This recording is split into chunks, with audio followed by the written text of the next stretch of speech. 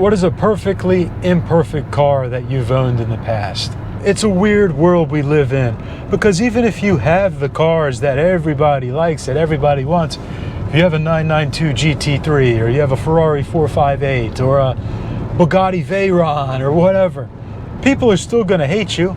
So I made a video on TikTok and Instagram that took off. It was about buying the car that people hate. Buy the car that everyone hates or likes to hate on. Buy the Corvette C4 Crossfire. Buy the Trans Am with the 305 and keep it stock. Buy the automatic 4-cylinder Fox body. Buy the automatic Porsche 964. It was polarizing. A lot of people agreed with me and a lot of people hated what I had to say. And people like to comment and get specific about why each model is terrible that I suggested and why you should pick something else instead. And I'm aware of that. I know that those aren't perfect cars, that a Crossfire Corvette isn't nearly as desirable as a TPI or an LT1, or especially an LT4 or an LT5 ZR1, right? But that's not the point. The point is, buy the car that you want. Buy the car that means something to you. Maybe it's not the best car. Maybe it's not perfect. Maybe it's slow. But to you, it means something. To you, it is the car that you want. And that's all that matters. Don't buy what the internet says is cool. Buy what you want. Get what you want. It's your passion, and you should get what you want to get, not what somebody else says is the right thing for you. If you don't know a lot about cars, then you may want to listen to other people and what they have to say and take their advice. Or if you don't have a lot of experience working on cars, and you're buying a project car or your first project car, then yes, you are going to want to listen to what other people have to say. You know, cars are expensive. Anything to do with cars really is expensive. And even if you could do all the work yourself, it's still a very expensive hobby. And quite often the cars that people hate on are the best deals, the best bargains out there. There are plenty of cars that people hate that are reliable too, or somewhat reliable enough, inexpensive enough to maintain that they're not necessarily going to break the bank. My other car, the 350Z that I drive, it's a track edition. It's a great car, I love it. It is a car that not everybody loves, that a lot of people dislike.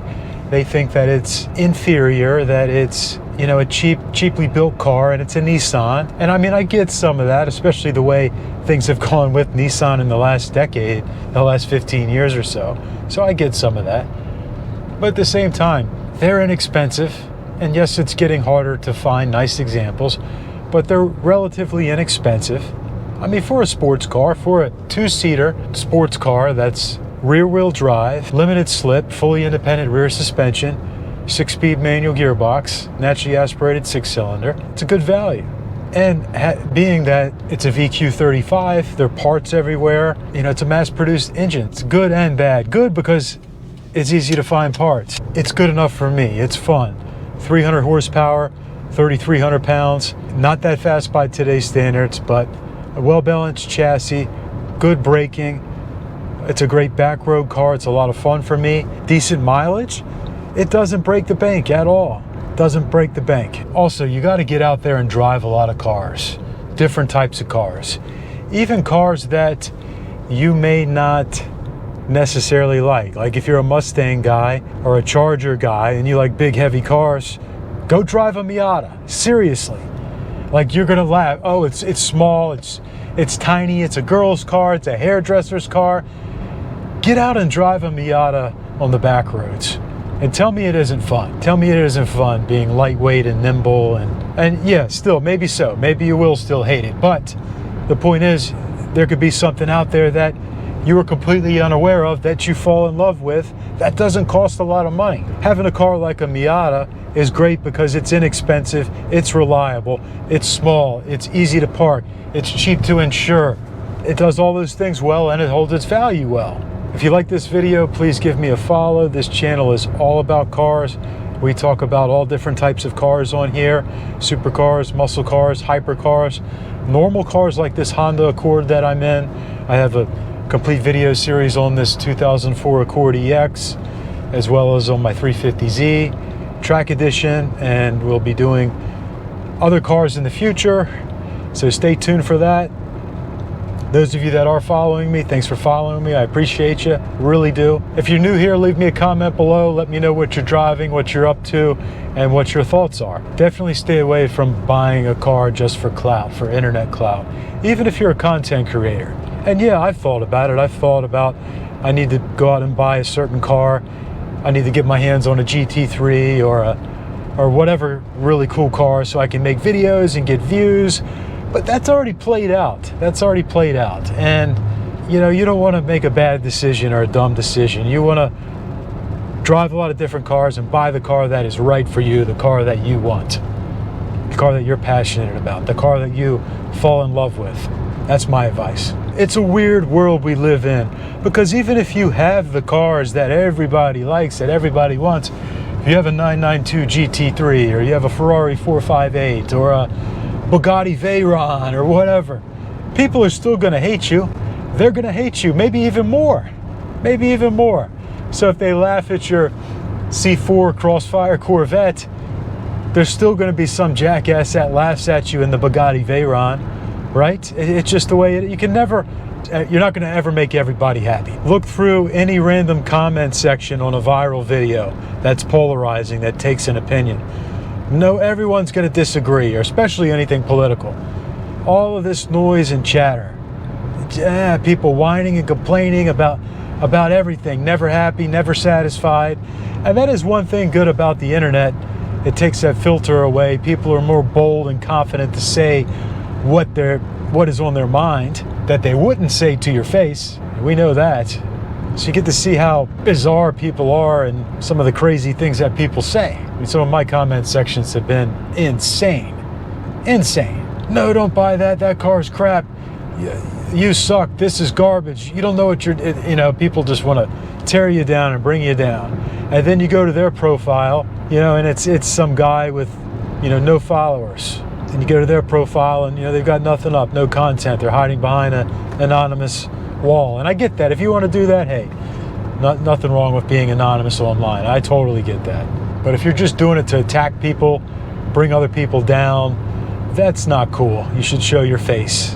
One of my favorite things about creating content, making these videos so far, is the positive reactions I've gotten from people. You know, for every negative comment out there, there's a positive one that brings me up, that makes me feel good. So you get a lot of good energy too. It's not all negative energy. Anyway, back to unloved and unwanted cars. What are some other unloved cars? Yeah, anything automatic from the 80s is unloved. C4 Corvettes definitely get a lot of hate. I don't know why. I like C4 Corvettes, but people hate those cars. Like, hate those cars. I think it should have been a classic by now. We talked about the 350Z, any automatic 911 Porsche, you know, especially the air-cooled ones from the 964, 993, well, the 996 is water-cooled, but from that era, that range, the Tiptronic cars get a lot of hate. We got a modified Civic right here. I had a Civic like that. It's a little bit like the Civic I had, except mine wasn't that modified. Not sure if you guys can see that. Pretty clean for a, looks like a 97. Looks pretty clean. Exhaust isn't obnoxious. That's always good. Front-wheel drive cars in general get a lot of hate. And yeah, they're not as fun. They're not as fun around turns, and they can be awkward at times, but you gotta love a car like this that's bulletproof, that gets great mileage, that is reliable. I know a lot of people have had automatic transmission problems with the 7th gen Accord.